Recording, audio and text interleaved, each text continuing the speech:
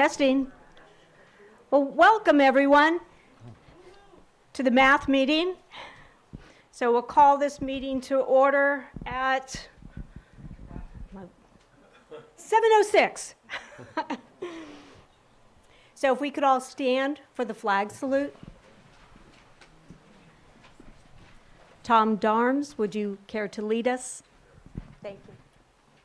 Pledge allegiance to the flag of the United States of America and to the republic for which it stands, one nation, under God, indivisible, with liberty and justice for all.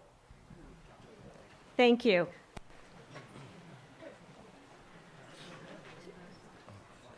So unless this body would like to hear the mission statement, I'm going to suggest that we forego with reading of the mission statement. So moved? Thank you. If I could get a motion to approve the agenda, please. I motion. Second. Okay, we have a first and a second. All in favor? Aye. Any opposed? Seeing none? So moved. Thank you. So tonight we have, of course, the reason why you're all here is for the candidate forum. I'd like to just go over a couple of housekeeping rules or information for those of you who haven't been here to the community center. The bathroom is outside to the right. So our moderator for the evening is Elizabeth Larson, who's standing right here to my right. Elizabeth Larson is with the online publication Laco News, an award-winning publication that has been reporting here for how long? 17 years. 17 years. So you can find that publication online at laconews.com. So our recording and broadcasting this evening is being done by Thomas with PEG TV. And I'm going to turn it over to Thomas to just tell us a little bit about how this recording is going to happen this evening. Good evening, folks, from Lake County Public Television. So just so you know, Lake County, we're always battling internet, and so we're going to be Zooming and live streaming to YouTube.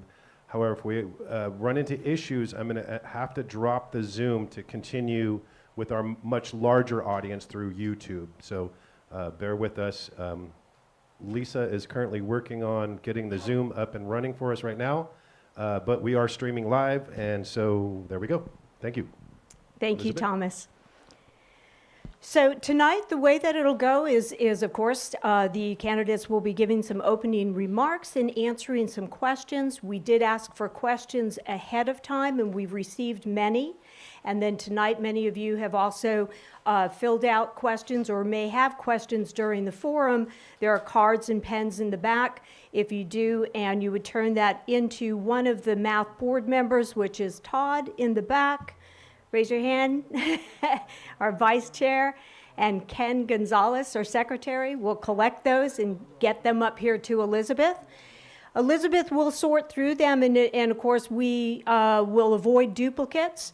And any questions that we don't get to this evening, the candidates have agreed to accept some of those remaining questions and answer those and submit written answers to us that we will distribute to you via the math email. So, and Laco News will also post those. So with that, I'm going to get out of the way and turn this over to Elizabeth and get on with the forum. Thank you. Thank you, Monica. Well, welcome everybody. It's great to see such a big group. I'm trying to remember the last time I was in Middletown doing a forum, and I think it was a while ago. I think it was certainly before the pandemic. So it's wonderful to see all of you in person again. We're really pleased that all of we've got an abbreviated election season this year because of the way the presidential primary falls.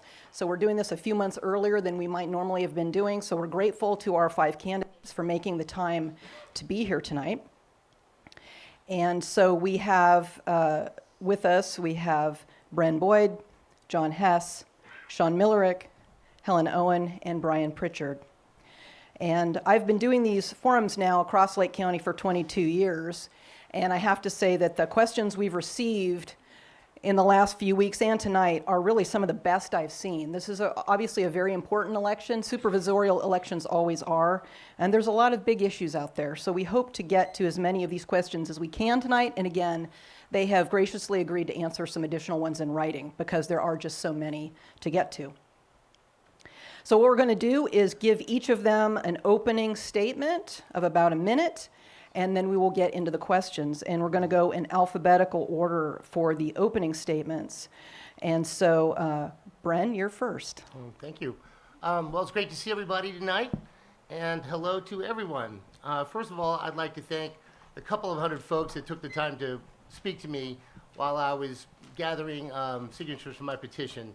It gave me a good insight to what's on a lot of people's minds. A lot of the same subjects, but it was still great to see everyone so engaged.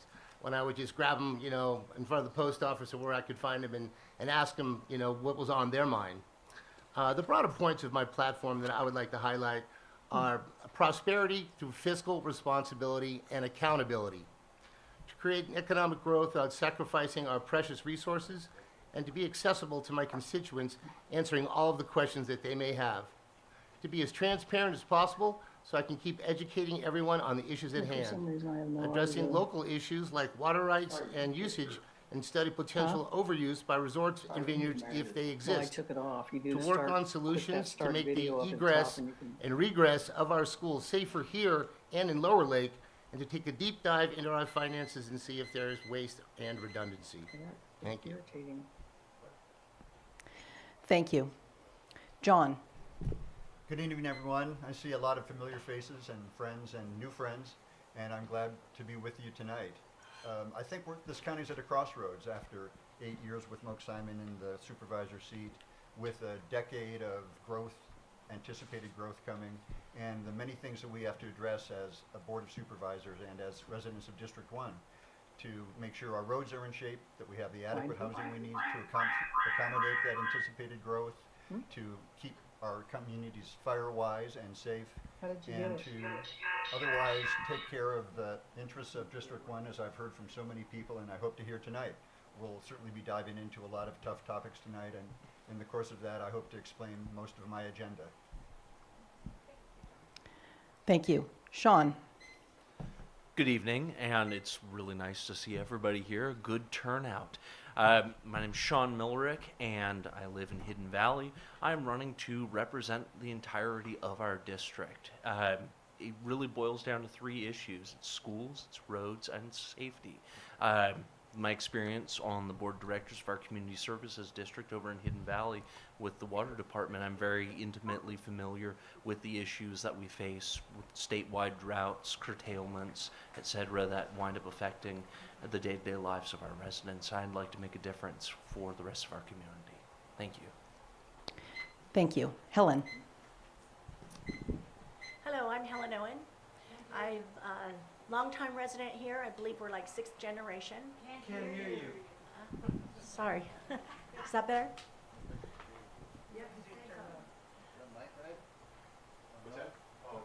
Can you hear me okay? Tilt the mic up a little bit, Helen, Tilt it up. and just lean into it. Okay, is that better? Yeah. Okay. So I'm Helen Owen, 6th generation Middletownian. I was born and raised here, and I think many of you know me. Probably my strength suit is my reputation here in the county and wanting to help our community. Bringing people together is huge. I know that public safety is going to be my priority, as I think it should be. There's a number of issues within the county. I think it's going to require common sense and working with you in the community. I want to be a partner with you. I want your input for this job. Thank you, and thank you, Matt, for hosting this tonight. Thank you. Brian.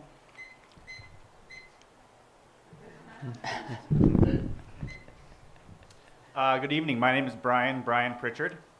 I am a business owner, winemaker. I am a full-time father of 3. I'm not from here. I moved here 14 years ago. I was actually tricked by a woman. And because of that, we have 3 beautiful children. So the reason why I do what I do is because of my kids. I have a 9-year-old, a 7-year-old, and a 4-year-old. I'm here to represent not only the people of District 1, but all people of Lake County. So, thank you. Thank you. Now, was a number draw done to determine who would go first in the answers? Yes. Helen? No. Brian, okay. Okay, so we'll start with him and then we'll rotate through from this end. Okay, all right. Okay, so starting with Brian. All right, and we're going to give each of you 2 minutes to answer these questions because some of these are sort of compound questions. Many homeowners in Lake County are struggling to find affordable home insurance and are being forced to use the California FAIR Plan and a wraparound policy. Do you have any ideas or plans to help keep our county an affordable and attractive place for insurance companies? In 2 minutes. I guess I gotta say, unfortunately, that's something that speaks right to my heart. I'm a homeowner. I bought my house 2 years ago, and insurance is definitely an issue for not only homeowners but also renters. That's a cost that's going to be passed down to everybody. Moved here in 2014. I'll never forget the day coming around the bend, and all I saw was smoke. This is back in the 14, right? Like I said, I'm not from California. I'll own that. But ever since I've moved here, I've always questioned what is happening around us, not only in these counties, but in the entire state, right? The first problem that we ever had as civilization were fire and water. Somehow I live in a county, in a state that is completely bewildered by fire and water. And until we work on those issues, we're not going to be able to find common sense solutions to insurance. That insurance is for a reason. It's very expensive to rebuild these homes year after year after year. And so I'm someone here that wants to be a voice of reason on the Board of Supervisors, someone that asks common sense questions, and someone that gets down to the real answers of things that affect us. You know, I'm just like everyone else in this room. I struggle to pay my bills. I struggle to pay my power bill that just went up this year. I struggle to put food on my table, especially as a father of 3 kids. So, you know, I'm someone that isn't always going to have all the answers, but I'm someone that's going to find them. So, thank you. Thank you. We're going to rotate now down next to Sean. Okay. Well, you know, when it comes to insurance issues, one of the many hats that I do wear is I'm a board member of the Association of California Water Agencies Joint Powers Insurance Authority. So I'm very familiar with the challenges that go on in the insurance market, and it's a really rough market, not just for homeowners, but also for municipalities, businesses. I was just on the phone with my insurance guy today for my business, and so often you wind up looking for out-of-the-box solutions, ways that we can do something to offset that cost to the insurer, to make a good case for why we're a good candidate for insurance in the first place, never mind to get that premium down. One of the things that my agency did was, you know, during the Lightning Complex, they cut a large fire break around a portion of the community, and that was a public-private partnership. That was everybody taking the CSD at their word that, you know, our general engineering contractors, dozer operators, that they were going to get paid. Eventually, we wound up having to play the middleman. You know, and my other board members, they were really on point with that, and it was really good. It's something that you have to see those opportunities and always be looking for a different solution. And a lot of times it comes down to how can we incentivize, you know, larger landowners to help them clear certain portions of land, to be able to get fire breaks in at areas so that our CAL FIRE has access to these places. If the brush is too dense, they're not going to be able to go in there and fight. And, you know, the insurance company can see that from a satellite photo. So that's one of the big things that we do need to address, being able to give them room to be able to get ahead of the fire, to prevent the fire. I think that would be the big step with it. Thank you. Thank you. Reminder to everybody with the microphones, I think you do have to lean in close to them when you answer. So John, you're next. Thanks. I'd wager that I'm one of just about everybody else in this room who was canceled in terms of their fire insurance and had to put things together through the FAIR plan and jury rig some kind of arrangement to make sure that my home continued to be insured and it had some kind of sellable value. I think the county has actually done a pretty good job, starting with the Valley Fire, to develop strategies for resilience, strategies that citizens and communities can follow. The FireWise policies have done us well in terms of clearing defensible space and learning to help each other in terms of clearing brush, chemise, scotch broom, dead trees, trees clogging creeks and streams. And I think while it's impossible for one small county to make a widespread change in terms of how big insurers treat us, I think we can make a very strong case to those insurers that we in Lake County and in District 1 are doing exactly the right thing and are committed to doing that right thing. And as a supervisor, I will continue to engage and motivate people to continue FireWise safe practices and to work as a community to keep our homes, our schools, our small businesses safe. I'm still scarred by the memories of the Valley Fire and the lunar landscape that confronted us after all of that. And none of us want to go back to those days, but we want to make sure we go forward knowing that our homes are safe and insurable. Thank you. Bren. Well, I moved here in '09, and so I went to the Valley Fire. And growing up in New Orleans, you know, there's natural disasters are pretty common. Hurricanes all the time. People's houses get destroyed, and that city cannot keep up. It's just one disaster after the other. I believe that the Valley Fire taught us a lot, an awful lot. There was a lot learned, and it really brought my community together, and my block especially. We look out for each other no matter what, and so my experience with that was very unique. I've never experienced anything like that. But when I drove through Middletown right after the fire, I noticed that the Christmas lights along the park and out here were lit, and it choked me up.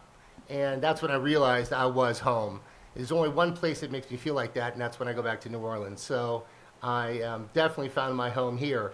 As far as fire is concerned, we know that is the big issue right now, and at this exact moment, with this panel, we're FireWise in Hidden Valley. I was on that board for 3 years, so learned a lot about how to run that HOA. As contentious as it is, it still gave me a big understanding on how things work there. And we are FireWise, and we spend a lot of money with the chipping program, and there's some consternation on how we do it or how we should do it.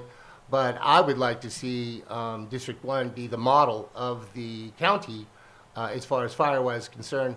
And we all are making real legitimate points here as far as FireWise is concerned.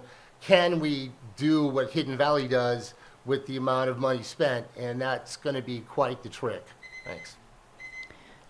Thank you. Helen. As far as insurance goes, I know that we too have had our insurance canceled, and I know that it is an issue in the county. At this moment, I think finding out exactly why on some of those things, for instance, for us, it was we have one road in and out. So some of those things, even though we do a great job keeping the grasses down and the fire hazards, we actually have sheep and goats to keep it grazed. I like the grazing programs a lot. But going to the insurance companies, they're not really putting a lot of faith in that as far as how much work we've done to keep our home and our property safe, and we have spent a lot of hours. So going to and talking directly to the insurance, I know at kind of a higher level, is something that I think needs to be done, and I believe asking them to go on a space by space rather than blanketing our community with, yeah, you're in a fire zone. We actually did lose our home in the Valley Fire, and rebuilding and getting insurance after that has been tough and expensive. So I think that's where we'd probably need to start, is educating ourselves more to it and find out what we can do to bring that down. Thank you. Second question, we'll start with Sean. Oh, did Brian? Yeah, he started. Oh, yeah. It's okay. All right, next question, question 2. We'll start with Sean. What is your position on the Gwinnett Valley project? What is your opinion of the importance of the project either being successfully built or defeated for the future of South County? And what do you expect to do regarding it? So, I'll be honest, with full disclosure, when I first heard about that project, it sounded odd. It just didn't make a lot of sense to me. It's a beautiful spot, don't get me wrong, but it does, the question of why put a resort right there. We have limited access for our community, as we found in the many times that we've had to evacuate over the years. When you try to drill down as to who's investing in the project, how they're going to get around that access issue, I just didn't find the answers to be very satisfactory, and the state attorney general also didn't find the answers to be very satisfactory. I understand that we need economic development. We need to be able to support our schools. The state budget has a deficit. We need to be able to step in and fill that gap. We need the revenue. I understand. I just don't think that that's necessarily the right fit for our community. When we only have, as Helen had mentioned, one road in, one road out in so many of the instances. We don't have frontage roads. We don't have that good access. Never mind the competition for water. For me, I've never been a big fan of the idea, but I've always been willing to hear it out. And that goes with any project. I'm willing to listen, to look at the benefits, but in the end, the job of the supervisor is to protect the interests of the people who live here. We need to pursue growth and new opportunity, but we need to make sure we prioritize the interests of the people who live here first. Thank you. Thank you. John? Well, unlike Sean, I'm a very strong supporter of the Gwinnett project, and I believe it can be a game changer not only for South County, but for the county as a whole, and prove to the skeptics that surround us that Lake County can pull off a project such as Gwinnett. I'm a county planning commissioner, and I've just begun my 8th year as a commissioner, and I'm probably one of the few guys who has put eyes on most of the pages of the EIR that accompanied the Gwinnett project, and it was a gutbuster. It's a kind of project that I thought looked pretty good already with the EIR in terms of the design, the footprint, but especially the fire suppression plan. And when the lawsuit hit, it of course focused on environmental and certain species and habitat issues, but the biggest point of criticism was the fire suppression plan. And that's what the judge insisted upon improving when he put a halt to the proposal and honored the lawsuit. And at that point, the state attorney general did join in. But Gwinnett stuck with it, and they went back to the drawing board. They drew new designs. They reduced the footprint of the project. They increased and enhanced the fire suppression plan. There's not simply going to be one road in or out.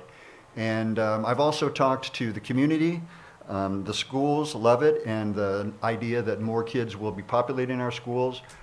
They have great plans to build workforce housing on site and in Middletown, and that will be available for people to rent at fair market value when there are vacancies, and not everybody from Gwinnett who works there needs it.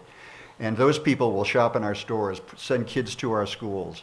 And I've talked to labor about it. Labor, Teamsters, others are extremely enthusiastic about the project for construction purposes, for future jobs in golf course maintenance, you name it. And they believe that Gwinnett will be a jobs producer in the thousands over time. I'm a big fan of the project. Thank you. Bren? Although growth is great, and we do need growth, it needs to be carefully done. I'm sure there are pros for this project. Of the 200-something people that I talked to while I was campaigning, it was a huge issue for the people here in Middletown. The competition for water is a good choice of words. is something that is on a lot of people's minds. People have told me that their pressure goes up and down, and they're concerned that it may just drain the water table. So that is the local concern. Tax base is always good, but massive growth like that can have its challenges. So I'm on the fence about that project myself. Thank you. Helen? Make sure you can hear me. As my mother taught me many years ago, I refer back to my mother quite often through life now that I've gotten a little older. We need to look at both sides of the coin, and that's exactly what I told Randy Sternberg, the Gwinnett manager, when I went out to see him to see about the project. Though I think that there's a huge benefit factor financially for the project, probably my biggest reservation at this moment would be water. And it's not because there's not enough water in this area. Gwinnett, as I believe it to be true, from my research I've done, they own more water than any other single landowner in the state of California. So I'm not, however, wanting them to take the water from Middletown out there to supply it. So they have water, and they said, well, it's supposed to be used for agriculture. So address that issue. Let's not take the water from Middletown, as I know that there's people south of Middletown that need water as well, that are not hooked up currently. So that would probably be my biggest sticking point on that particular project. And again, I still need to, I have not, as John has said, I have not seen the EIR yet, and I know that they have a revised EIR coming out. I believe it's in, they said the second quarter of this month, or of this year. So I would be interested in seeing that. And at this moment, it would be the water issue would be my sticking point. Thank you. Thank you. Brian?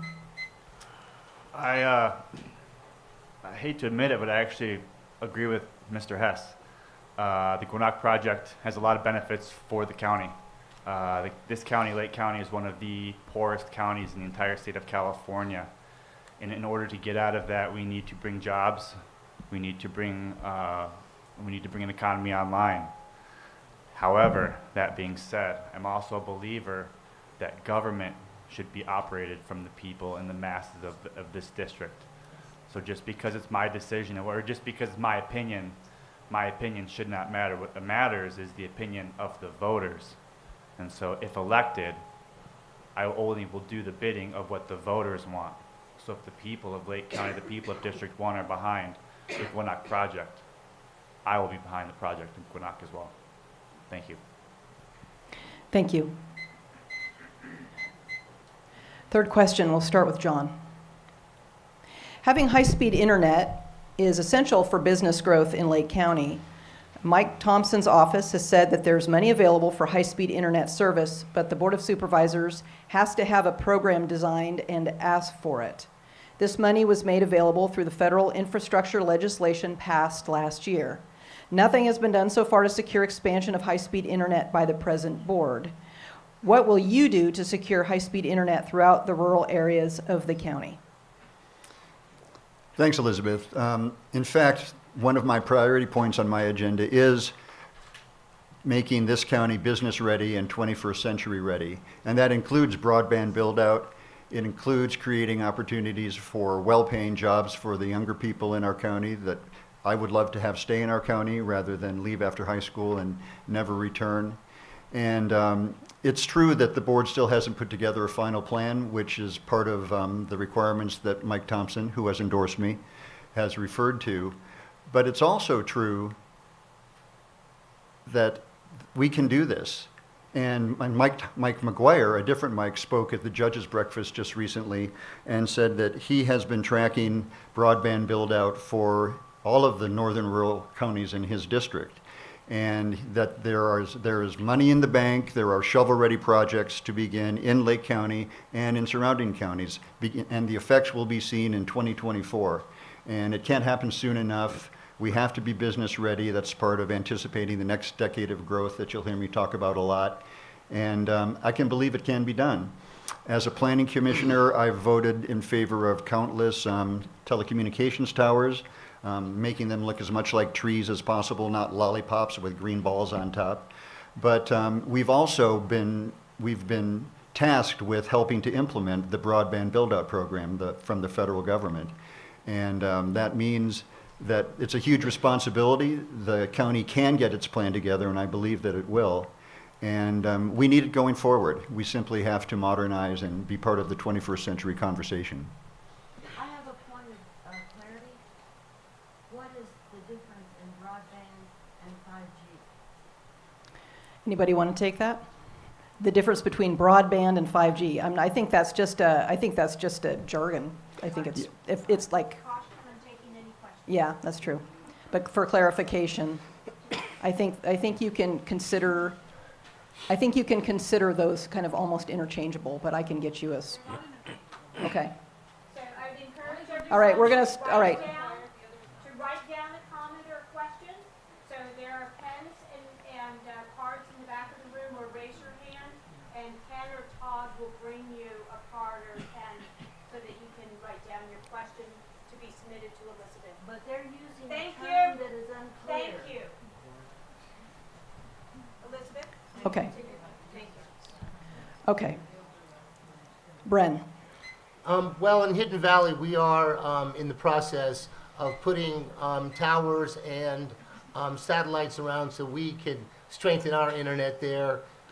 We have, my house especially, I'm on DSL.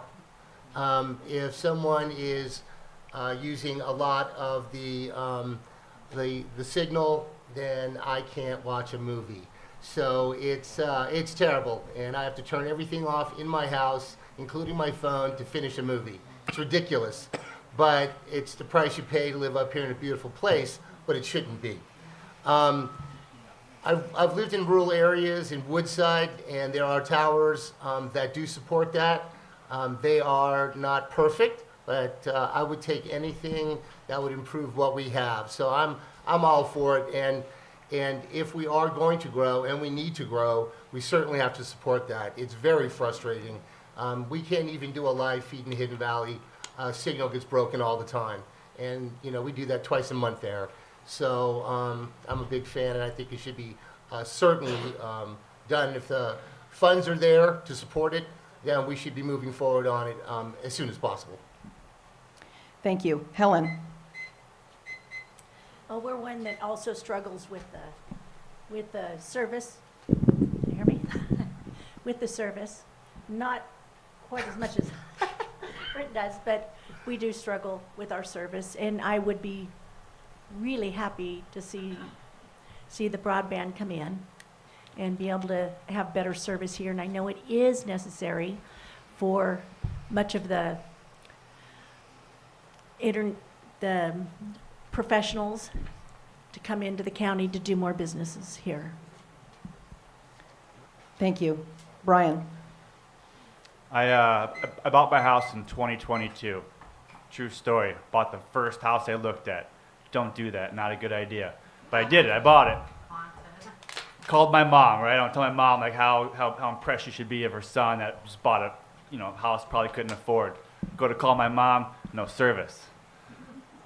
Walk around to a rock on my property. Try to make the call. Still no service. There's a benefit to having no internet this day and age. I'll tell you that. But not being able to call your mom and tell her about how amazing your son just overspent is priceless.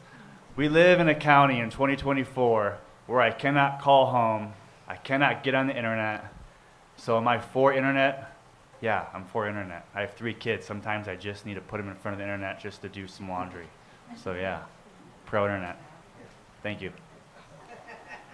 thank you. Sean, Yeah, so one of the things when it comes to bond funding, the money, you still have to pay a portion.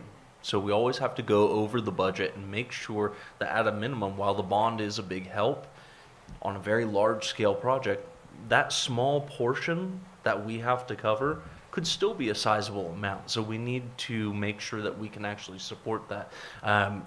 We've pursued many bonds over at my agency, over at the Community Services District, but you still have to cover your portion. If you go bond, you wind up stacking up a bunch of additional cost for that agency that winds up getting passed on to the homeowners and affecting infrastructure, taxes, our ability to be able to work on the things that we really need to, schools and roads and public safety. When it comes to wired internet, it's definitely something we need to pursue. When it comes to the placement of wireless towers, you got to be careful of that. RF energy is a real thing. I'm a licensed ham operator. I'm aware that you have to be mindful of placement of certain things. Doesn't mean that there's any great danger or anything to be greatly afraid of, but zoning matters and placement of any sort of tower matters as well. Thank you. Thank you. Next question, we'll start with Bren. In the past, agricultural crops such as pears, grapes, and walnuts have been a significant contributor to the economy of Lake County. These ag crops have benefits and impacts to the communities and the environment. There's a new crop in town, cannabis. How is cannabis different or similar to the three traditional crops Lake County has been known for? What impacts or benefits does cannabis bring to Lake County, and how do we mitigate the impacts? Well, cannabis is kind of a hot button. It can bring in revenue and tax base, but it can also bring in an element that we do not want here in Lake County. Cartels take over. They operate these things under the guise of corporate, and we fought a couple of grows around Hidden Valley.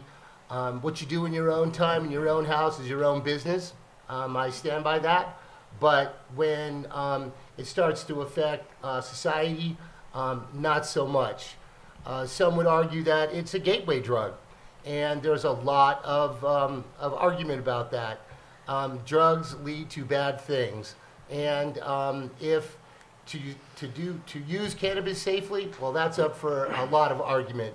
As far as a crop is concerned, it would be neat to see all of those pear and crops here, but mostly they've been converted into wineries, and we're all hopeful that converts itself to tourism. Now, the mountain is a beast, so will that offset? Will people be willing to make that ride up? There's another argument about a whole golf thing up here, and the argument is, will the mountain prevent that? So I think if it's done properly and legally, and it is highly regulated, so that chemicals in our beautiful environment isn't destroyed through it, then I'm all for it, because you can use pesticides and fertilizers for everything. So, but the element that a pear crop brings in is different than cannabis. Thank you. Helen. Growing up, the cannabis or the marijuana was done mostly by people that were wanting to get stoned, and I grew up not wanting it around. Since then, in the last few years, I've been getting education about the positive sides of the CBDs and what can be done for health reasons. And so I've softened my stance on that. However, somebody goes, oh, well, I'm glad you're friendly to the cannabis. I said, I don't know if I'd go that far. But for those that are already permitted, I think making the best of it would be huge. And I think that it can bring in even tourism. The cannabis can even bring in some tourism. I know that I've been told by a number of people, I do have some friends that are growers, and they said that Lake County is the perfect environment for it. I don't like the smell of it. I actually bought our property next door to keep cannabis from going in next door. We have a lot of kids at our place. We have the horse ranch outside of Middletown, north of Middletown. So we do have a lot of kids there. I didn't want that there. So we actually bought the property to keep that from going in. So I kind of mixed on it, but I know that there's some positive things about it. And I know that water also is going to play a role in if it's already been permitted through the state to have it. If it has not been permitted through the state, I don't think we're going to have to worry about it coming before the board, as I understand. I think there's a moratorium on it if it hasn't already received the water permits at state level. And I might be a little bit off on that, but that's as I understand it. Thank you. Brian? The question on the weed.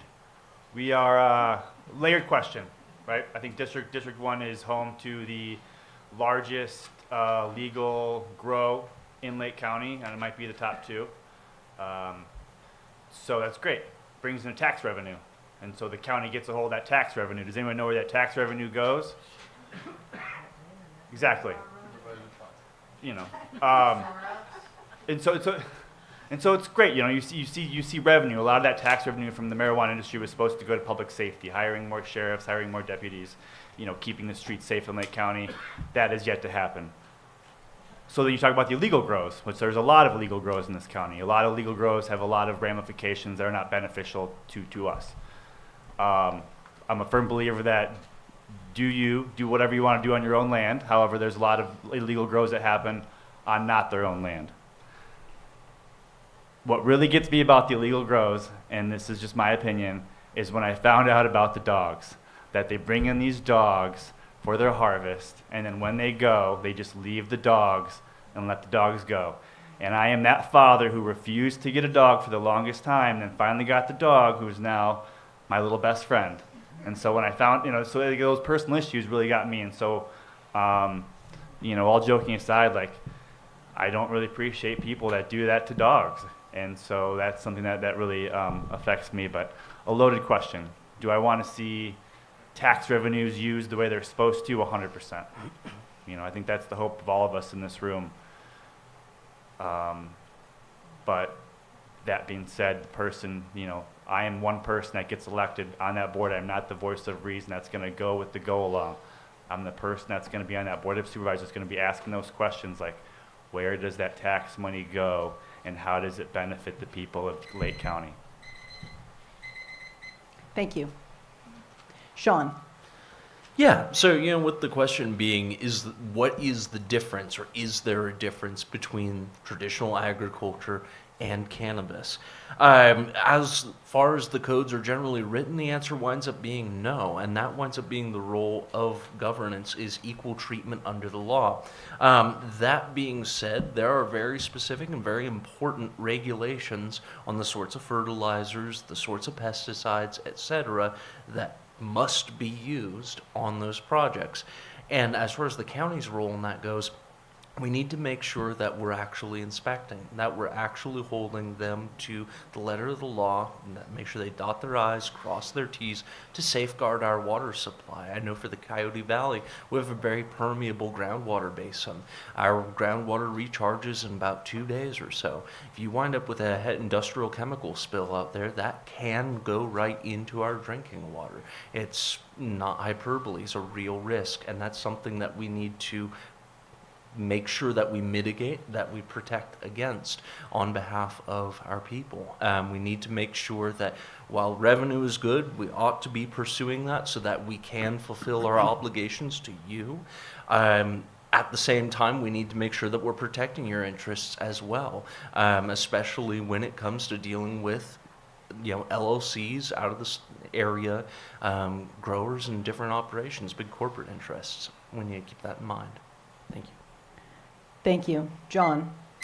Thank you. The County Planning Commission regulates only one plant grown in the ground, and that's cannabis. The rest is the responsibility of the Department of Agriculture.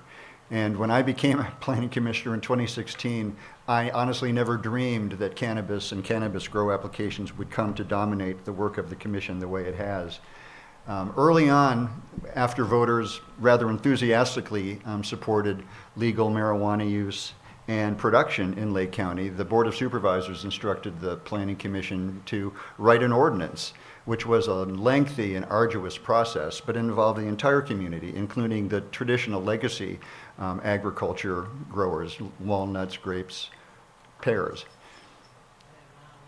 The first director for community development that I worked along with told me he thought, oh, maybe there'd be 30 or 40 applications for marijuana grows. And I told him, I think we're going to be drinking from a fire hose, which is exactly what has happened. But it is the most highly regulated crop in the county, not only in terms of how you grow it, what you use to grow it, where you grow it, how much water is used. Nobody tracks water use like the Planning Commission does when it comes to marijuana grows, effects on wells, the drawdown on wells in other nearby areas. And we're talking legal stuff here, of course, but as I'm sure many of you know, California has grown much, much more cannabis than it could possibly make use of. And that's led to an almost complete collapse of the market. And in order to keep the legal growers alive that have already been permitted, the county agreed some time ago on massive tax relief, which means we are not deriving a lot of revenue from cannabis right now. And as long as that tax relief is in place, we won't. I think that's a goal, to make use of revenues that cannabis creates, but that isn't the situation right now. Finally, one of the things that we've been more recently required to consider on the Planning Commission is the cumulative effect of grows on the county.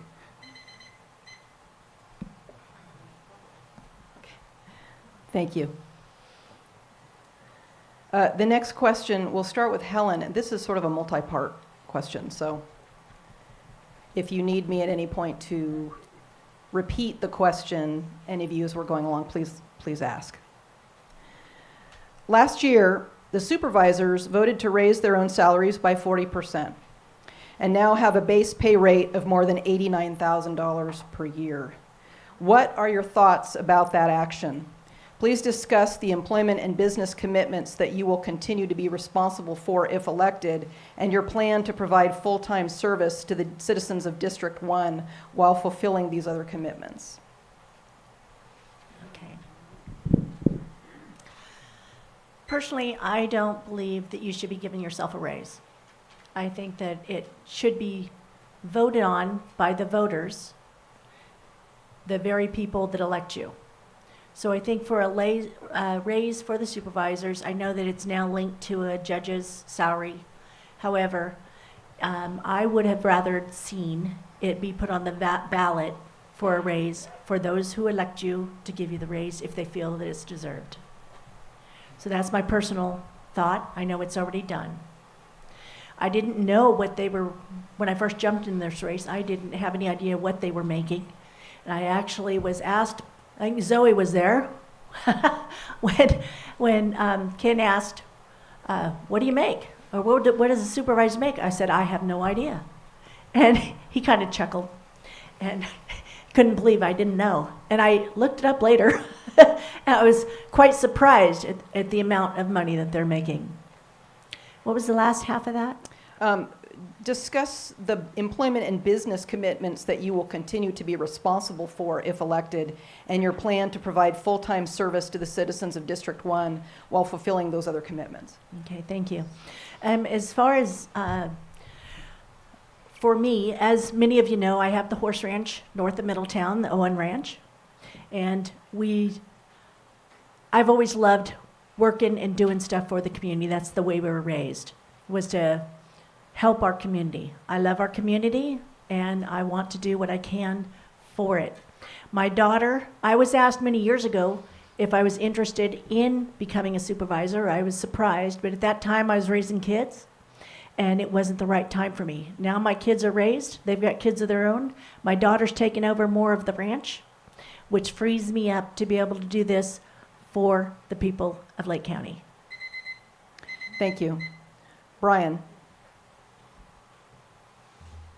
Think about that. We live in a county where I cannot call my mom from my own home, but they voted themselves a raise to almost $90,000. Now, without a show of hands, how many people make $90,000 in this room? Probably not a lot of us, right? When elected, the first thing I'm going to do is try to give that money back to the people of Lake County and try to hire some more police officers. That's not my money, folks. That's your money. And I shouldn't be in control of your money.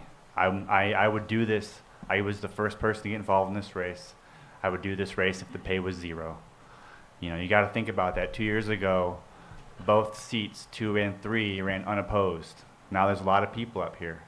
So obviously the money is a factor of why people want to do things, right? In terms of my business commitment,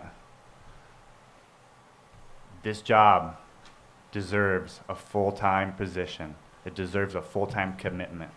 That's this role in Board of Supervisors is a conduit for people, voters, not only in District 1, but all of Lake County to get things done. And so when you ask what my commitment is to the people of Lake County, including my children. You know, I would love to have better roads, better schools, no fires, no water, but I'm a man of honesty and a man of principle. We are facing some hard times, not only in this state. So can I promise you things that I can't deliver? No. You know, I'm not going to give you new roads and new schools and new shiny toys, right? That's not the world we're living in, right? I'm not going to forgive anyone's student loans in this room, right? I can't promise higher paying jobs. What I can promise you is I will give that money back. It's not my money. There's no way the Board of Supervisors should be making that much money, especially in Lake County. So that is my commitment to you. Thank you. Sean? Yes. So, as far as the supervisor's salary goes, you know, for me that wasn't a factor of why I decided to run. It would enable me, however, to treat this job, which is a job, as a full-time commitment, which it needs to be. And we have a stack of projects this tall that we need to get after. It's not just going to one meeting a week. It's not going to 5 meetings a week. You need to be on the phone, on the email, with the congressman, with state senators, state legislator, chasing down those funds. You know, the mention had been about grant funding, different opportunities to be able to get the things done in our community. The funding that we need, it doesn't come if you don't ask. You know, there's nothing risked, nothing gained.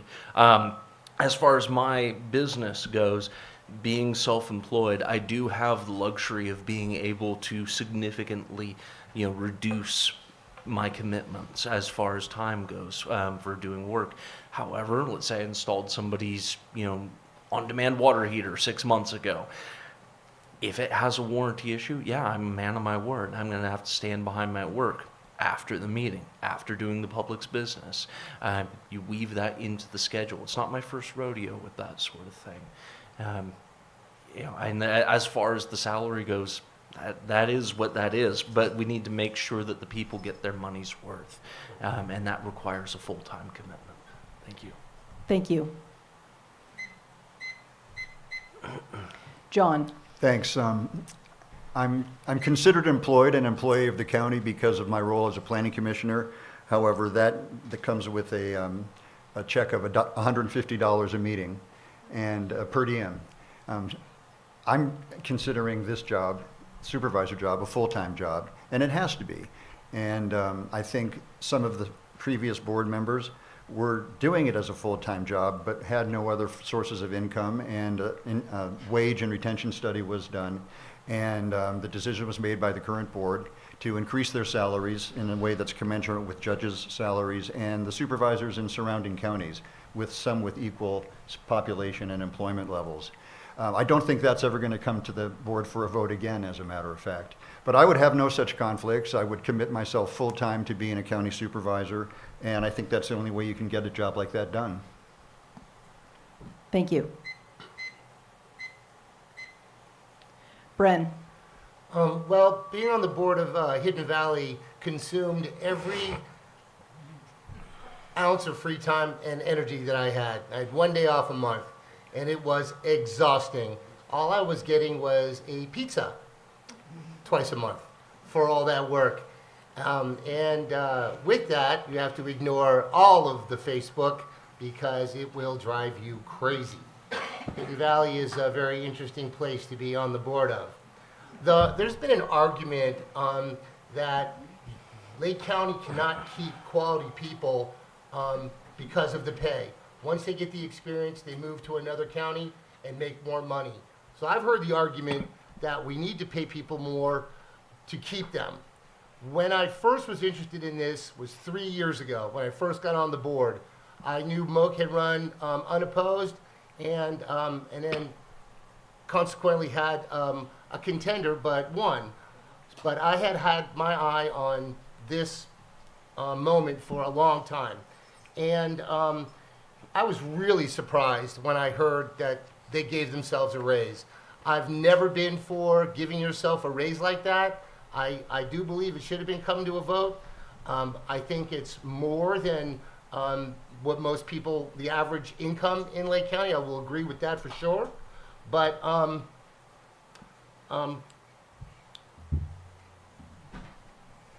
think it's kind of a double-edged sword. You know, giving the money back, that might be an interesting concept. However, digging into the budget and finding out where maybe there's waste might be a better alternative to find instead of looking at these salaries. There's always one more way to skin a cat. Thank you.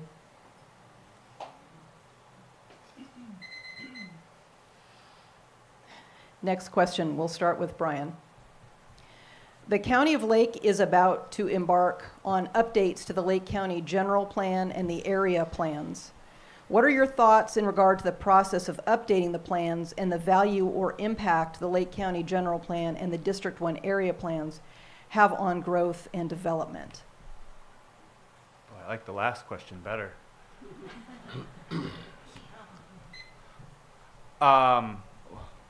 The general question was, The county is about to embark on the updates for the Lake County General Plan and the area plan. And the question submitter wants to know your thoughts in regard to the process of updating the plans and the value or impact the Lake County General Plan and the District 1 area plan have on growth and development. one wonderful question. I think in terms of the general plan for the county, the more input from individual voters is needed. A lot of times these decisions are left to just a few individuals. And as you look up here, you know, one of these people are going to be in control of a lot of your interest in this county, especially in District 1. And so as someone who prides themselves on getting input from people who know what they're doing, that would be my answer, is leaning towards professionals and getting the input of the citizens of Lake County. Thank you. Sean. Yes. So the current Middletown area plan and general plan, that was a very long effort, and it's a very deep and intensive document. It reflects the interests of the residents here, of what your vision is for your community, for our district. And any plans going forward, they need to keep that in mind. That is how you do representation. We lay out a plan and we stick to the plan. There are different opportunities that come along. We have to check, is this the course that we set out on? If you fail to plan, you plan to fail. And I would say that, you know, we need to make sure that all parties who are involved, everybody has an opportunity to be able to voice their input and for it to be as a collaborative effort as it was in the current plan. Thank you. Thank you. John. The county general plan and the various area plans that exist are sorely in need of updating. And again, when I became a planning commissioner, we were informed that one of the first things we were going to tackle was general plan reform. We had one meeting on the subject and it has never come up again. The area plans are aging rapidly. I believe the oldest one is in Lower Lake, and it was created in 1988. And when the Planning Commission or the Board of Supervisors asked to consider cannabis, cell phone towers, broadband build-out, drones, you name it, those things aren't even mentioned in the area plans because they didn't exist at the time that they were created. And the Board of Supervisors controls when we open up those area plans for refreshment and renewal. And I believe there's a commitment to do that in 2024, starting with the oldest one in Lower Lake.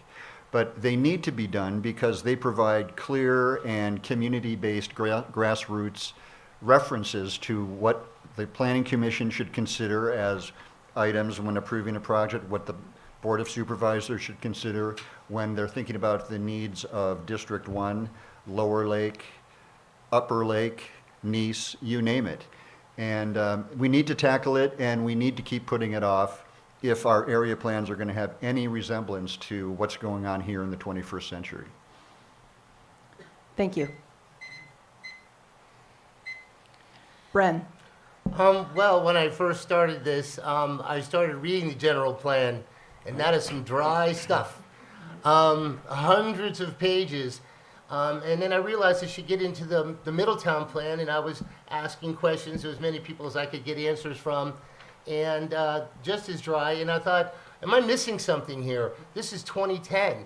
I'm looking for current information to base my campaign on, or what am I interested in, or what are the needs of District 1 in the county.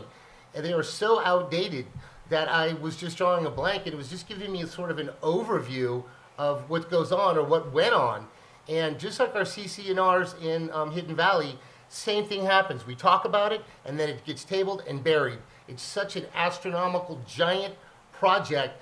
We have to pay huge legal fees to get it done, whereas in the county, it's just going to have to take intestinal fortitude to do it. They need to be updated.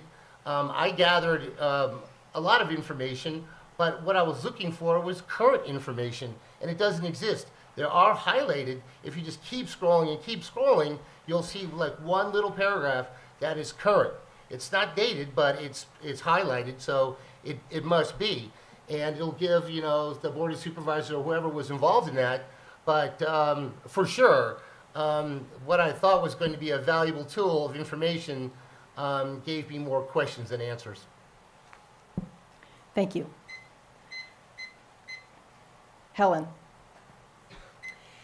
I was actually on the board for the area plan for the Coyote Valley, which is also Hidden Valley, of course. It was actually called the Coyote Valley because it took up more than just Hidden Valley. And the Middletown. There was only a couple of us that were on both of those boards back. It was probably, we started working on those probably around 2008, 9. And after we were done with the plans, they then had to go forward to the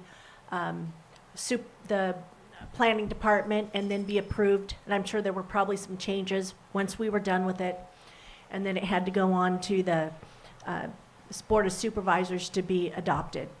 So I know it's been a while. I think 2010 is when it was adopted.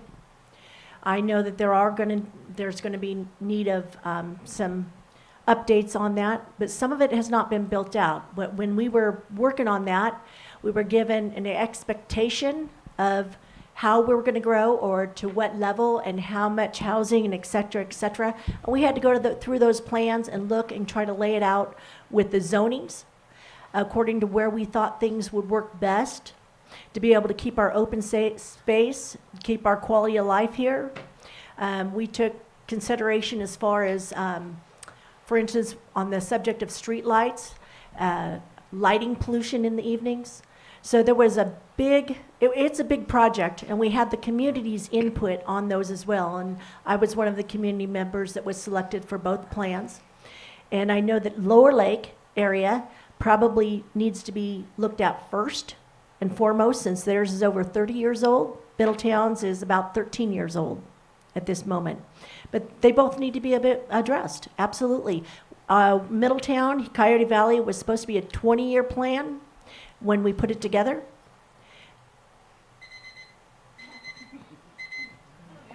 Thank you. The red card comes up fast.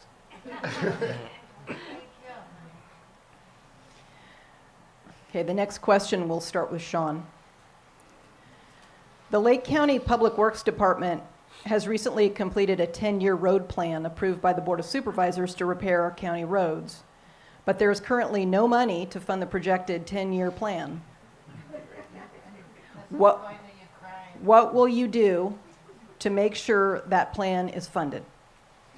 You know, I think one of the biggest economic drivers, if not the biggest economic driver in our county, is the one that we tend to neglect, which is our lake. We need to rehab our lake, and the tax revenue and benefit to the county that would come from that if we were able to get a real handle on the harmful algae blooms. We would be able to pay for our roads. We would be able to do those things if we were to pursue that, if we were to invest in ourselves and bet on our own success, and no longer say, well, we're the poorest, we're Lake County, that sort of thing, but actually sees real opportunities that don't disadvantage us from a tax standpoint, but actually bring real growth. We could do that, and the Board of Soups is going to be voting on that fairly soon on the recommendations from the Blue Ribbon Committee. Thank you. Thank you. John? Yeah, the Board of Supervisors first tasked the Public Works Department with coming up with a 5-year plan, which they thought would be more affordable and more manageable. But as they did a deep dive into it, the department realized, nope, this is a big, big deal, and it's got to be addressed within a 10-year window. They've identified over 300 miles of roads in Lake County that are in need of repair or chip seal, whatever you want to call it. There's a scale of 1 to 50, 1 being the worst, 50 being right in the middle, and then 50 to 100. Our roads come in basically on average at 30. And the other problem is that the cost of this 10-year program is estimated to be about $340 million. And the county apparently has money to spend $10 million in the first couple of years, $20 million total. After that, you know, it's a real battle to find where those monies are going to come from.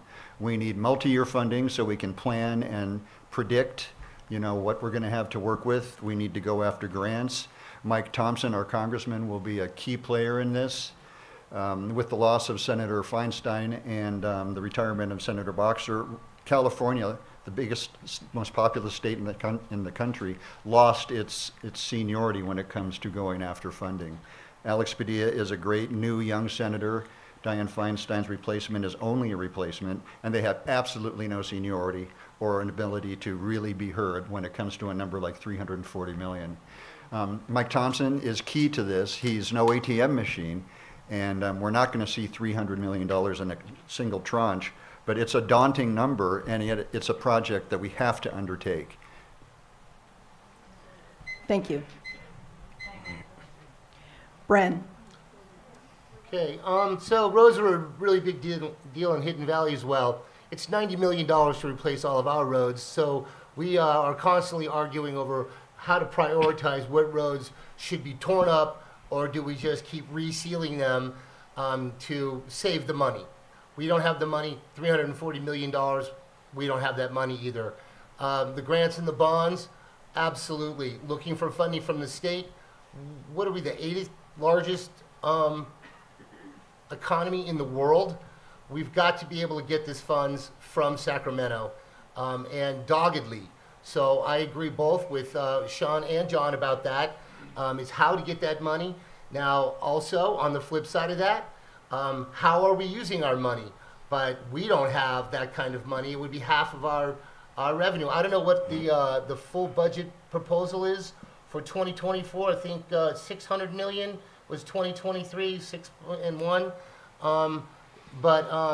That would be half for government and half for roads, and then that's it. We're out of money. So prioritizing is something that we deal with all the time in Hidden Valley, and the roads are one of our biggest assets, or certainly our most expensive. It's the hot button here in Lake County. In Clear Lake, go there, it's hard to even drive through town. So, I mean, I was thinking the other day when I was driving through Clear Lake, maybe just Blue Rock, just to be able to drive from A to B and explore every type of alternative if you don't have the money. It's, we're really in quite the conundrum with these roads. Thank you. Helen? Our roads, I know that they're neglected.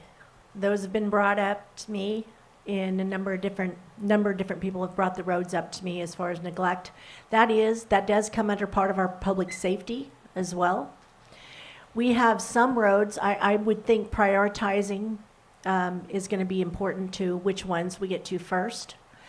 There's some roads that are pretty much completely washed out. and actually dangerous to the people that are required or have to use those roads, whether it's be going to work, such as up Socrates Mine Road. There's areas that are completely washed out, lanes. So I think an ounce of prevention is worth a pound of cure. So getting to those that we need to first to prevent those big washouts, and then taking care of those that we can after. Thank you. Brian. I think roads is something that should give us all a glimmer of hope, right? Especially in California, right? California does rank top 5 in a category, and that's worst roads in America. 4th worst roads in California, right? One of the largest economies in the world, all the great stuff. We live in a state with a $68 billion deficit, and we're asking for $300 and some million to fix our roads. It's like asking my son to just go get a carton of milk at Walmart, and he comes back with a shopping cart full of stuff, right? I live in a world of reality. Our roads are horrible. Caltrans, right? But I promise you this, asking Mike Thompson for help, who's been in Congress longer than I've been alive, is not the answer. Asking our state representative, who's been in term for, I think, 12, 24 years, isn't going to be the answer, right? The answer is finding solutions right here in Lake County. And something that I want to do is I want to promise you not to take more of your money. First thing I did when I got my house, I got a mailbox, and I was super excited about mailbox. First thing I got in the mail was an envelope with 2 more envelopes in it, and checks that said, hey, congratulations, you get to pay more in taxes because you live here for the schools that are horrible in Lake County, right? I want to be fiscally responsible with your money. I want to make quality decisions with your time. I cannot promise you great roads. I cannot promise you great things. I can promise you honesty. I can promise you transparency. And I promise you, if you get a hold of me, I will call you back. If you email me, I will email you back. If you want to send me a message on the Facebook, you're probably not going to get a message back. I'm sorry. Thank you. Monica, how are we doing on time? It's 8:18. 8:18. Yes. All right, so do we have time for 2 more questions? Yes. Okay. Is everybody good with that? Okay. Next question, we'll start with John. So Lake County, like other parts of the country, has been hit hard by the opioid crisis. So as a member of the Board of Supervisors, what would you do to address the fentanyl deaths in Lake County? That is a very tough question, and one that sounds more and more difficult each day, with the fentanyl that's coming in now from Mexico looking like pieces of candy, with cocaine that is laced with fentanyl that'll kill you after doing one line. It's a crisis, and it's a particular crisis in Lake County. I happen to know, or knew, a young couple with young children, and they both died one night last year using tainted cocaine. And there are too many heartbreaking stories like that repeated throughout the county. There is money, and I don't think all federal money is bad, coming into the county. There's state money, there's regional money from certain joint powers authorities, and it's a question of how you spend that money when you get it. What is the most important thing to do? Prevention programs, intervention programs. Often this kind of drug use is associated with homelessness and crime, addressing transitional housing, reducing crime related to the sale of such products. But it's changing the culture and changing people's priorities more than it is simply throwing money at the problem. But the county has a plan. I don't understand it entirely, but it involves using multiple streams of funding sources and devoting them where you're going to get the biggest bang for the buck. Hope Rising, Adventist Health have wonderful programs that address these programs or these problems, but you have to find a way to get people to take advantage and to avail themselves of such assistance. It's something the county's going to have to work on every day for years to come. Thank you. Bren. Well, the fentanyl crisis is horrible, and drug use leads to bad things. How you handle it, people say they can, that's up for argument. But having to deal with homelessness is just going to get worse with what we have going on in the border right now. And we are lucky here to not have to see the things that are going on in San Francisco. And just knock wood wherever I can find it. It is getting worse. You can't test it. People are dying from it, and even though they have the test strips. How do you deal with drug use? That is a huge question. Rehab, is it local? Can we deal with the kids that are using drugs and educating them? Really almost scared straight tactics that even one line can kill you. Curious kids want to try stuff. We all know that. We've seen the 60s, the 70s, the 80s, the 90s. It's a real challenge. How to alleviate drugs from society, whether it's laced with fentanyl or not, that's an even bigger issue. So it has to come down to like a root cause, and that is the drug use. There are many projects that are in place to deal with that. It's pretty widely understood that a lot of homeless people come to California for the weather. They're not interested in rehab. They're interested in the free food. You can sleep on the streets. You can get away with anything. They're not going to get rehabilitated. So we have to deal with that root cause. And if that is where it's festering, then that is where we need to put energy. So local schools dealing with education, but also the socioeconomic issue. Thank you. Helen. Not just the fentanyl, but the meth has been known to be here in Lake County for a very long time, and it's a sad situation. Unfortunately, as they continually make it easier on the criminals and the drug use and take the bite out of the law enforcement to be able to deal with it, I don't see it getting a whole lot better until we can give them back some teeth. I think I'm a big supporter of our law enforcement and being able to do something about it. One of the things I've been looking into is the Boys and Girls Club, trying to get some Boys and Girls Clubs here in this area and do some educational programs for that, as well as helping the kids, especially in the northern portion of the county, around the Clear Lake area, because there's a lot of broken families, broken homes.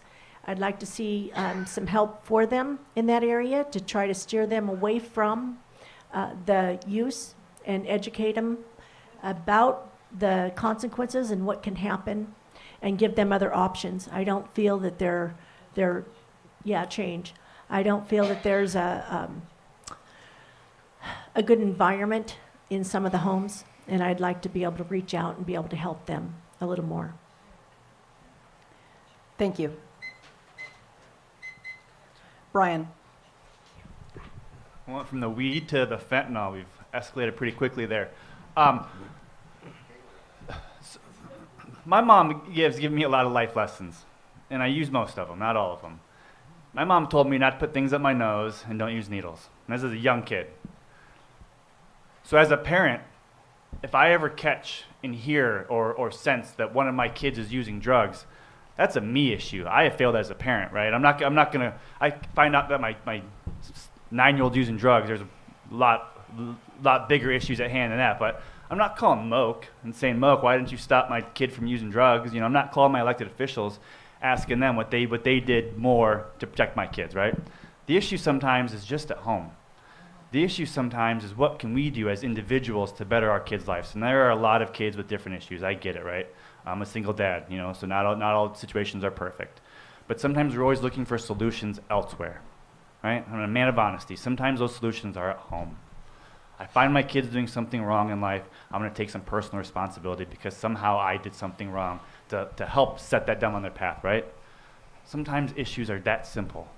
So I don't know what fentanyl is like. I don't know how to use fentanyl. I don't know what it is. I did graduate DARE. I have a T-shirt still. Didn't do me much, but it's an issue, right? And sometimes I obviously like to make jokes, but fentanyl is a big issue. But in terms of what it is for our kids, it starts at home. So I think everyone in this room could know someone, or maybe know someone at risk, but maybe it's not your kids, but it's someone in your family. And so everybody can do something about the drug crisis in Lake County, in California, in America. It's not our elected officials. Thank you. Sean.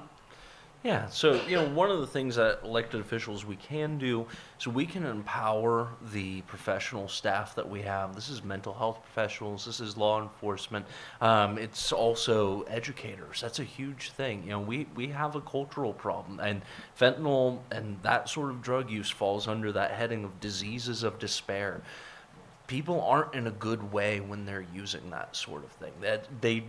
The choices that brought them there, whether it's they're seeking a way to escape, whatever it is, or maybe they were just curious. I had a friend of mine, his son smoked some weed with some friends, and it was laced with fentanyl, and he died, OD'd. They didn't have Narcan around. That's becoming a more and more commonplace thing. It's a necessary thing. People mess up. There are challenges and issues that they run into that aren't always path that they set out to be on. And you can lead a horse to water, but you can't make them drink. The best thing we can do is make sure that the services are there and that we're doing everything we can to address those underlying cultural issues, which is, it's economic opportunity, it's educational opportunity, and it's also support for the sort of healthy families where those things can be nipped in the bud. But a lot of times the horse is out of the barn, and we do have to deal with those symptoms while addressing the underlying causes. Thank you. Thank you. Okay, we're going to move to our last question before closing statements, and we'll start with Bren. How do you feel your representation, if elected to District 1 supervisor, would differ from the other candidates? Well, I don't know the other candidates very well. Everyone here is eloquent, and I'm actually pretty honored to be at this table. So I didn't know what I was going to expect, but what I bring to the table is a dogged personality that I will get things done. I will find the answers. I kind of have a reputation for that in Hidden Valley. I question almost everything because I want to be the devil's advocate. I want to hear the argument. I don't take things at face value.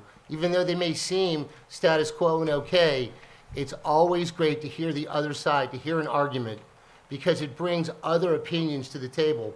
To get more people engaged, to talk to the people, to be accessible to the people, to be transparent so that they know who you are and what you're about. And like what Brian said, you kind of stole some of my closing statement there, is that I will answer emails and questions. I am always available to talk to any constituent and find out, if I don't know, what it is on their mind. There is no stupid questions. There may be something that people have asked me in Hidden Valley, well, I don't know, this kind of sounds stupid. I said, no, I want to hear it, even if it's only one person's opinion or one person's idea. It may spark other people to bring up their ideas and their opinions, and then that way we have an argument there, and then that's how things work. Thank you. Helen. Can you repeat the question again, please? Sure. How do you feel your representation, if elected to District 1 supervisor, would differ from the other candidates? Well, I think that I have really respected and loved our community. So my heritage here, the foresight that I see that I believe that the people are wanting, and like I said, listening to the people. I want it to be a partnership with me. I want to be your spokesperson, but I have to get the ideas from you as well, your concerns. So I think that's probably. Thank you. Brian. How would my representation differ from the other candidates? I can say with honesty and sincerity, I am not a politician. I don't claim to be, I don't aspire to be, I don't want to be. I don't have the desire to go and play games, the political games. I have the desire, I have the purpose to make your lives better. I have the purpose and desire to make my children's lives better, because that make my life better. I have the desire to make an honest change in Lake County. A lot of things are status quo in local politics. That's because a lot of things happen behind the scenes, and I'm somebody that will bring that to the forefront to your attention. It's not about my aspirations, right? It's about what you guys want out of Lake County. You know, whatever it is that the voters, the citizens, the people of District 1 and the people of Lake County, a lot of people, it's not just District 1, it's Lake County as a whole. There are 5 people on the Board of Supervisors. District 1 is 1 vote. The ability to get things done is the ability to work with others. So there's 2 other seats, seats 4 and 5 are also up for, so there's a big opportunity and a big chance that there'll be new representation in a lot of seats in Lake County. 2024 can be the year that Lake County turns itself around and becomes an economic place where businesses can thrive, families can grow, and people can feel safety. The type of person that I want to be is the type of person that represents every single person in Lake County, regardless of what you believe or I believe, because I believe we can all make a change. Thanks. Thank you. Sean. Yeah, I would say what would make me different? You know, I'm not running against the other candidates. I'm running for the job, the opportunity to be able to serve you guys. I have nothing bad to say about anybody up here. They're all good folks. On my end, with my approach, I have a hard work ethic. I've already been to about 1,100 homes so far canvassing throughout our communities. I've been covering ground to the best of my ability and putting in a lot of time trying to make sure that I get to every meeting, every board that goes on within our community. That way that I can have a good ground level view of the issues that we're all dealing with. One of my biggest concerns is I want to make sure that everybody's fairly represented. I want to make sure that I'm listening to everybody, especially people who aren't going to vote for me, especially for people who don't like me or don't resonate with me, because I need to be able to prove to them that I'm going to do my best for them to represent their interests, and not to prove them wrong, but to prove that pulling together that we can make this a really positive place. Thank you. Thank you. John. Thanks, Elizabeth. I heard your question as a rather diplomatic way of asking what sets one candidate apart from the rest of the field. And I respect everybody's reasons up here for running. I think the reasons might be different. Clearly not everybody up here at the tables is a fan of the federal government or politicians, but I'm very proud of the work I did for the federal government in 2 decades on Capitol Hill. I was a senior advisor to Senator Boxer, both in the state and in California. I was the chief of staff to Jane Harman of Los Angeles and oversaw a staff of 43 offices, 2 in California. I know how government works. I know how constituent services work. My entire career I would define as one of community service. When delegations of county supervisors or city elected officials would come to Washington, I was the guy when they visited the Feinstein and Boxer offices that they would meet with. I would hear about their priorities for disaster relief, infrastructure issues, and all the rest. And I believe that that experience goes hand in hand with being a good county supervisor and making county government work. And I take a backseat to no one in terms of my commitment to the people of District 1 and the county, and I consider my political and policy experience over a couple of decades as a valuable additional tool for being the best possible supervisor I can be. Thank you. Now we're going to move to closing statements. Each candidate will have 2 minutes to wrap up. You can discuss anything you want to. I know some of you didn't get through all your questions, so you can go back and revisit those things. We're going to go in reverse alphabetical order, so we'll begin with Brian. That's how we started.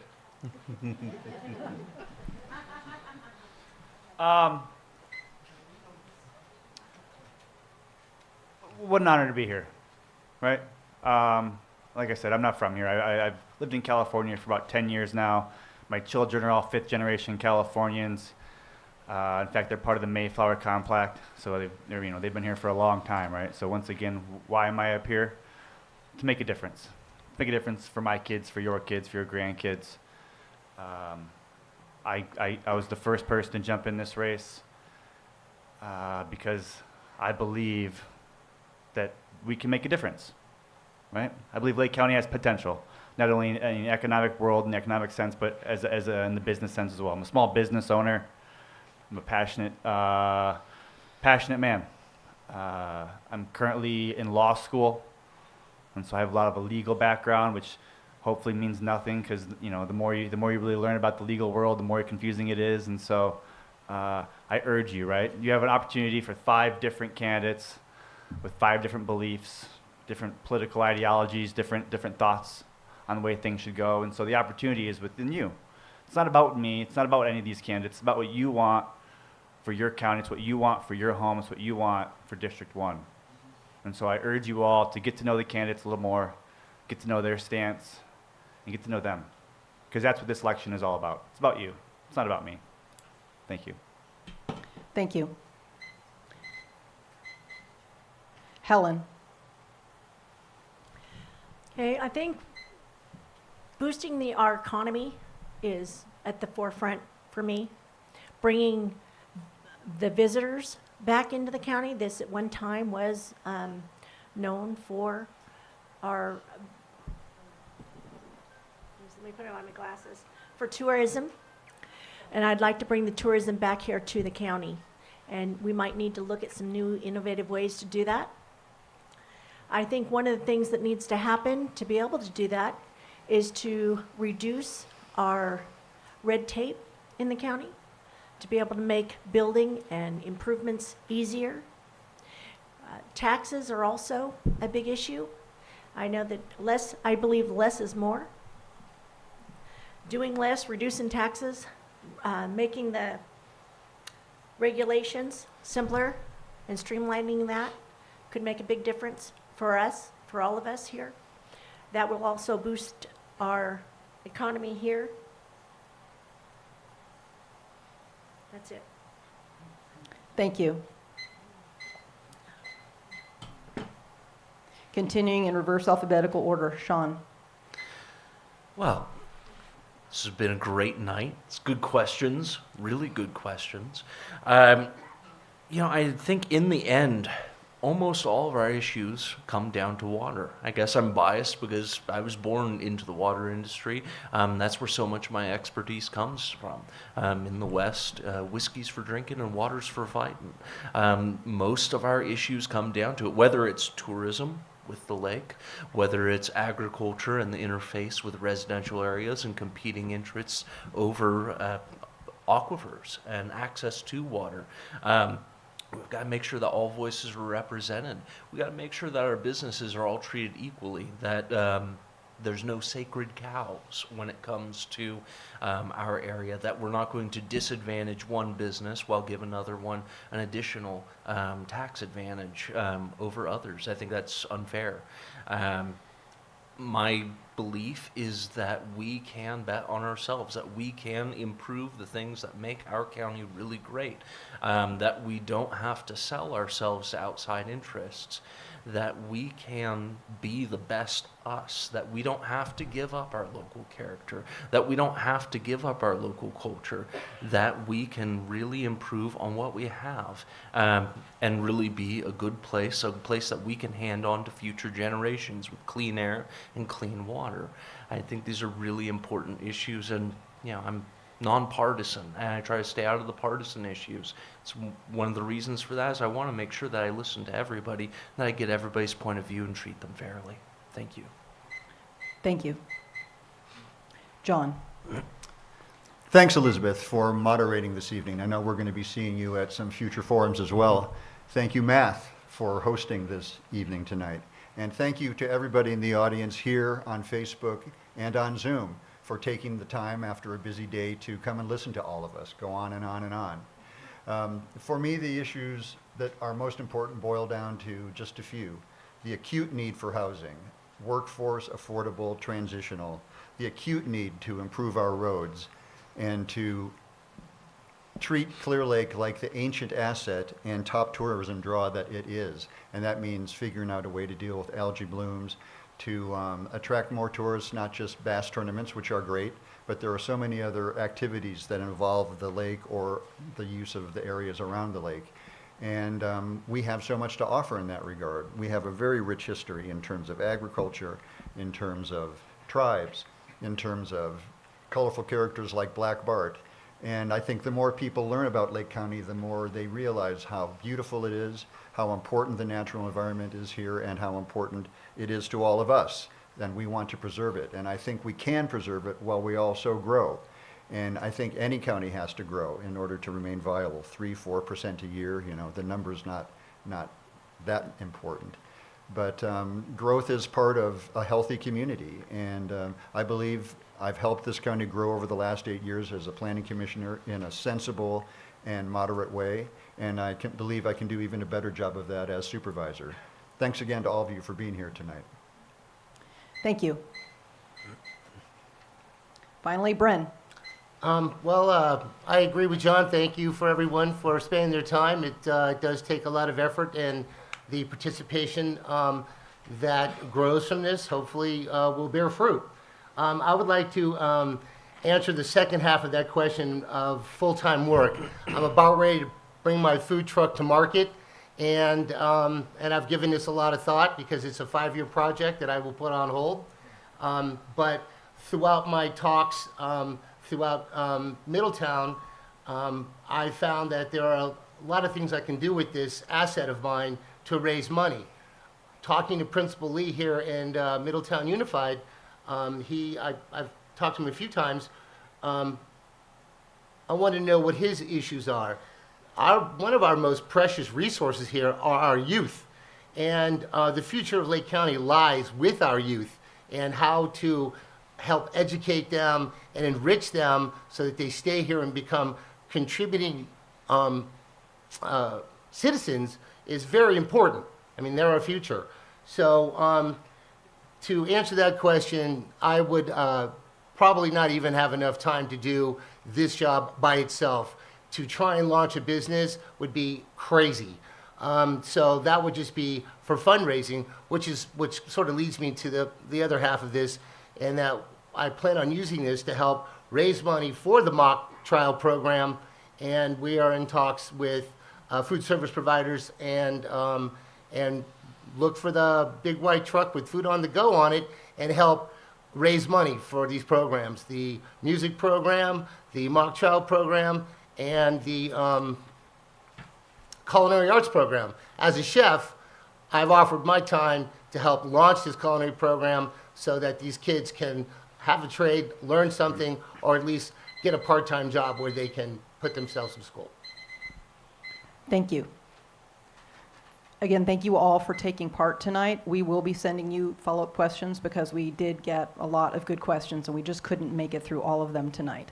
Thank you to Monica and to Ken and all the math board for working on this. And thank you to Thomas DeWalt over there from PEG TV for managing the live stream in the YouTube video. So thank you again, everybody. Thank you. Thank you.